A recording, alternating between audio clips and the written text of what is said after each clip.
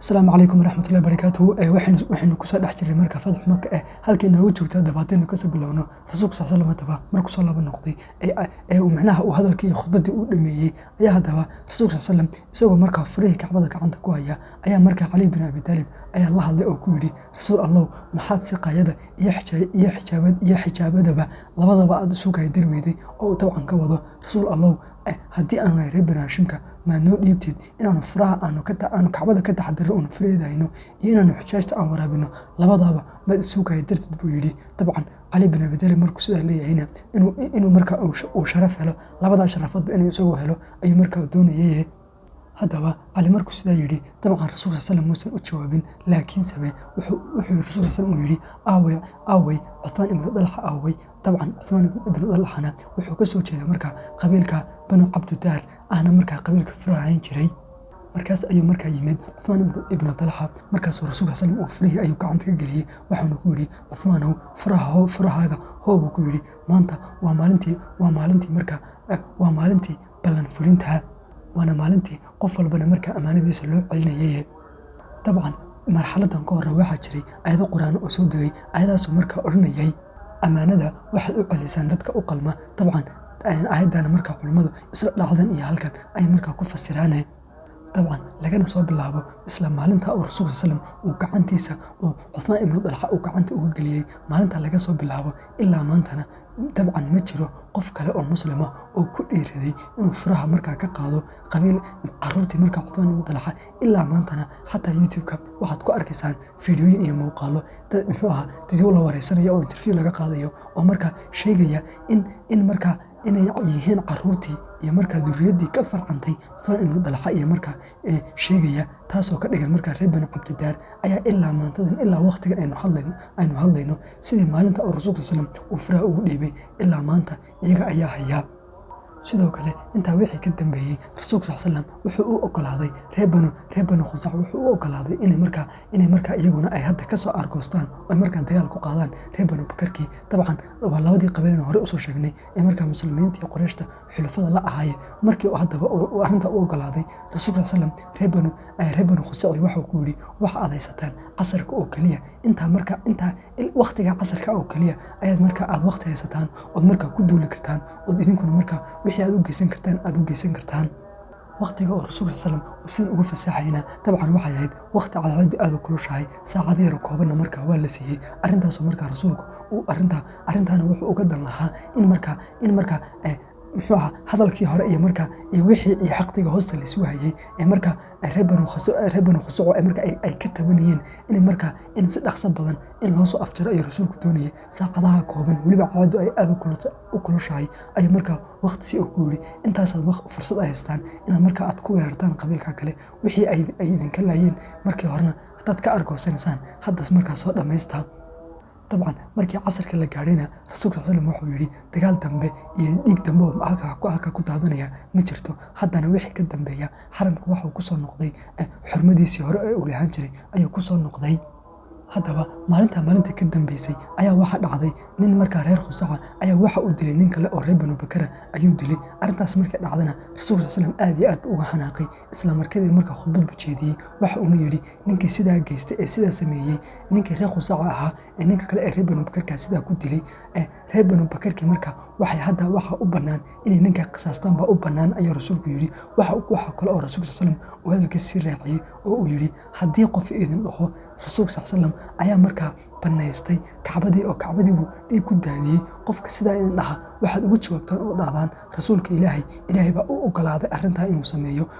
waqtiga loo ogolaaday xataa rasuulkana waqti yar oo kooban ay ahayd maanta wixii ka dambeeyana kacbada xurmadii ay lahaan jirtay ayay ku soo laba noqotay طبعا فرشدي مكان hadaba ee qaabka lagu fartay qaab marka gooniya oo dhammaan dagaaladii kale ka wada duwan ay ahayd sababtoo ah dagaalkan farshadii Makka wax marka khaniimo ah lama qaadanin maxaabisna lama kala qabsanin dhulna sidoo kale lama kala qabsanin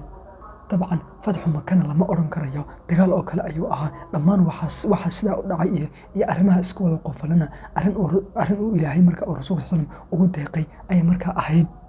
sababtoo ah xurmada marka xaramka ayaa la ilaalinayay haddaba aynu hore uga soo dhawaajinay waxaa jiray markaa dadyow reer Maka ah oona markaa iyaga amni qabla sinin oona markaa la odhanin iyaga hal la badbaadiye aan la odhanin sababtoo ah waxaan soo sheegnay markaa rasuulka sallam markii uu soo gelay magaalada inuu yidhi markaa inuu yidhi dadka guryahooda kale iyo dadka xaramka kale iyo dadka guriga Cabaas iyo Abu Sufyaan kale waa la ammaan gelinayo lama taabanayo ayuu rasuulku uu yidhi laakiin lees baa laga soo reebay leeskaas wuxuu yidhi markaa rasuulku sallam dadkaas oo keliya ayaana markaa iyaga amni qabla siinaynin oona la deynaynin haddaba bal dadkaas yay ahaayeen ama tiradoodu maxay kala ahaayeen haddaan isweydiino Alwaaqidi isagu waxa uu sheegayaa oo uu leeyahay waxay ahaayeen 6 qof bay ahaayeen 2 haweene iyo 4 nin ayay ahaayeen Ibn Isxaaqna isagu markaa leeska magacyadooda ayuu taxayaa inkastoona Alwaaqidi magacyadooda taxaynin kutubtii hore ee sirada ee qadiimka ahayna waxa ay soo wariyeen markaa inay ahaayeen 6 ilaa 7 kutubta qaar xataa ilaa 9 bay gaadhsiiyaan taasoo markaa ka dhigan dad tiradooda u dhaxayso 6 qof ilaa 9 qof ayaa la yidhi markaa iyaga kuwa lama badbaadinayo waana la dilayaa haddaba magaaladii Maka oo tabcan ay ku noolaayeen in ka badan 2,000 oo qof 2,000 oo qof waxaa la yidhi markaa dhowrkaa qof 6 ilaa 9 qof yaan iyaga la badbaadinaynin baa la yidhi kuwana waxaa la yidhi hal la dilo xataa sayna xagga dambe ka arki doono 9 qof haddaan iska dhahno 9 qof markaa 50% ka mida marka dambe waaba la iska cafin doonaa haddaba balaynu bilowno aynu isweydiino 9 qofi yay kala ahaayeen ka koobaadna waxaa weeye Akrima ibn Abi Jahl oo markaa waa wiilkii waxa dhalay markaa fircoonkii markaa Abu Jahl ahaa wiilkiisii weeye haddaba inkastoo tabcan sina xagga dambe ka arki doono la iska cafin doono isaga haddaba qaab taariikhdiisu markaa aad u xiiso badan tahay waxaana markaa ay kutubta siiradu ay soo wariyaan horta sayna soo arkaynay markii Maka oo rasuulka sallam iyo ciidamadiisu ay soo galeen ciidankii yar koobnaa ee dagaalamayay ayuu markaa isagu ku jiray markii haddaba dagaalkii ay Khalid isku yimaadeen ee markaa laga gacan sareeyay ayaa isla markadiiba markaa wuu cararay wuu baxsaday wuxuu u baxsaday xagga iyo magaalada Jidda ayuu u baxsaday Jiddana markaa wuxuu ka sii raacay markaa markab ayuu ka sii raacay wuxuuna doonay inuu xagga iyo Abyssinia iyo ardul Xabash inuu tago ayuu go'aansaday haddaba markii doontii yareed ay raaceen ay markaa badda galeen ayaa markaa ay baddii baa kacday dabeelana markaa way ku dhufteen ninkii markaa kabtanka ahaa ee markaa doontii yar u waday ee Akrima doonta u waday ayaa waxa uu yidhi Akrimow hadda dabeeshana sidii u xoog badan tahay ayaan arkaa dabeeshana markaa markabkeenu iskama xajin karayo waxa ana xubaa oo xaqiiqa ah inaynu maanta halkan ku qorqoomayno saa darteed aynu ducaysano wuu yidhi wallaahi baan ku dhaartay waad ogtahay adiguna waad ogtahay aniguna waan ogahay in hadda oo kale iyo marxaladan oo kale inaysan ilaahyadeenu waxba ina taraynin halkaan runtii waxaa kaga baxaya inkastoo ninka kabtanka ahi inkastoo mushrik uu ahaa haddana saasay tahay hadda waxa uu qirayaa in markaa sanamkii uu caabudi jiray in marxaladan oo kale uusan ka saaraynin ayuu markaa qirayaa sidaana markaa Akrima uu ula hadlayaa Akrima ayaa haddaba waxa uu yidhi isaga laftiisa ayaa markaa beri dambe dhacdan markaa inoo soo warinayay wuxuu yidhi markaa kelmadda iyo hadalka ayaa isla markadiiba qub igu tiri oo aad iyo aad markaa iga fajacisay aad iyo aadna markaa hadalkaas ayaa aad ii taabtay runtii bal qiyaas ummadeena markaa fircoonkeedii wiilkiisii weeye waa qofkii ugu dhibka badnaa muslimiinta dhibka ugu badan u geysan jiray xataa leeskana isaga ugu soreeya oo la yidhi ninka Akrima ah meesha lagu arkaba hal la dilo baa la yidhi haddana saasay tahay ilaahay qorshe kale iyo arrin kale ayuu dabcan ilaahay uu la damacsanaa wuxuu yidhi haddaba hadalkaa uu markaa ninkii markaa kabtanka ah ee markaa markabkii u waday uu yidhi hadalkaasa markaa aad ii taabtay buu yidhi bal waxaad qiyaastaa Akrima muddo hadda 20 sano ah ayuu rasuulkii islaamkaba uu soo calaadinayay la soo dagaalamayay haddana saasay tahay maanta isagoo halkaas saaran badda halkaas saaran ay kelmaddaas taabatay waxa uu yidhi markaa waxaan isweydiiyey haddii ilaahyadeenu aysan ina caawinaynin marka aynu ugu baahi badannahay aynu u baahno haddii aysan ina caawinaynin maxaynu u caabudaynaa marka aynan u baahnayn caawimadooda halkaan runtii waxa inooga baxaya intaas soo jeer aynu ku arkaynaa in mushrikiinta reer Quraysheed sida hadda halkan inooga muuqdo Akrimaan Abu Sufyaan laftiisa xalqadii horeysayna ku arkaynay inay aaminsanaayeen ay ku qanacsanaayeen in ilaahyadoodaasi Laata iyo Cuzza iyo inay markaa maqli karayaan adeecayaan wax u qaban karayaan ayaa markaa si dhab ah iyo u yaqiinsanayeen laakiin haddana mararka qaar marka u dambaysa ay markaa waxa ay xaqiiqada markay arkaan ay ogaanayeen in ilaahyadoodu aysan waxba u qaban karaynin markaas ayuu Cikrima ayuu Ilaahay baryay, waxa uuna yidhi, Ilaahayow haddaad maanta halkan iga badbaadiso, waxaa ballana oon ballan ku qaadayaa inaan islaamnimada aqbali doono Nabi Maxamed sal in intaan u tago inaan markaa gacan qaadi doono oon gacanteyda gelin doono ayaa igu ballana haddaad maanta halkan iga badbaadiso. Markii halkii ayuu Ilaahay ku badbaadiyey, wuu soo laba noqday, marka wejigiina markaa cumaamad buu kusoo duubtay si aan loo garanin, ilaa markii dambe meeshii uu rasuulku u fadhiyey oo u yimaaday, intuu rasuulka uu hor fadhiistay oo cumaamadda iska qaaday ayuu halkii shahaadii kaga dhawaaqay, kelmadda islaamnimadana halkii ayuu kaga dhawaaqay. Halkiina markaa wuxuu marka dadka uga sheegay isla dhacdii aynu sheegaynay oo kale ayuu markaa halkii uga sheegay. rasuulkuna islaamnimadiis markaa wuu ka aqbalay, wuuna cafiyey, wuuna soo dhoweeyey. Intaa wixii ka dambeysana Cikrimo markaa islaamnimadiisii way wanaagsanaatay. Baryihii dambena markaa shahiidnimo ayuu ku dhintay oo markaa ciidamadii markaa Romanska isagoo markaa la dagaalamaya ayuu halkaa ku dhintay, taasoo inoo muujinaysa in islaamnimadiisii qaabkii u wanaagsanaatayna halkaas dabcan inooga caddaanaysaa. sidoo kale liiska labaadna waxaa ku jiray qofka labaadna ee la yidhi marka hala dilina magaciisu waxa uu ahaa Cabdalla ibnu Khatal ayaa la odhan jiray. ninkan haddaba Cabdalla ibnu Khatal waxa uu ahaa qof islaamnimada qaatay, Madiine yimaaday, hijro soo sameeyey. haddaba intaasoo dhan soo sameeyey ayaa maalmaha ka mid a ayaa markaa isaga iyo saxaabi kale ayaa rasuulka ayuu markaa iyo sariyar baa loo diray. isaga iyo saxaabigii kale marka meel loo diray ayaa markii soo laba socdeen ayaa ibnu Khatalkani saxaabigii kale ayuu dilay. intuu halkii ku dilay oo uu markaa alaabtiisii iyo wixii wateen uu ka qaatay ayuu ku laba noqday Maka. halkaana markaa sidana uu ku martidoobayo saana gaal buu ku noqday. weliba ibnu Khatalkani intaasoo keliya ma uusan samayn jirin. waqtigaa hore sidoo kale waxa uu iibsaday 2 hablood oo markaa addoommo ayuu iibsaday. 2 hablood oo markaa lagu yaqaanay gabagooda, iyagana intuu iibsaday ayaa wuxuu odhan jiray, waxa aad tirisaan oo qortaan gabay aad markaa aad ku caayaysaan ood kaga soo horjeedaan Nabi Maxamed iyo muslimiinta, gabay aad ku caayaysaan qori buu ku odhan jiray. طبعا kutubta qaar magaciisa ibnu Akhtal bay u akhriyaan, Cabdalla ibnu Akhtal bay u akhriyaan. ayaa haddaba ibnu Akhtalkan markaa si xun baa haddaba loo dilay. waxaana markaa kutubta siiradu ay soo wariyaan markii uu rasuulka ay magaaladii Maka ay soo galeen ayaa haddaba ibnu Akhtalkani isla markiiba xaramka ayuu u qararay. albaabkii xaramkana markaa wuu qabsaday isagoo oo doonayay markaa in markaa la badbaadiyo. weliba heer waxa u gaadhay maradii Kacbada inuu markaa isku duuduubo oo uu dhaho si uu markaa dhaho hal lagu daayo ama hal lagu badbaadiyo kale soo isku dhaho. ayaa haddaba waqtigan waxay inta uusan rasuulku uusan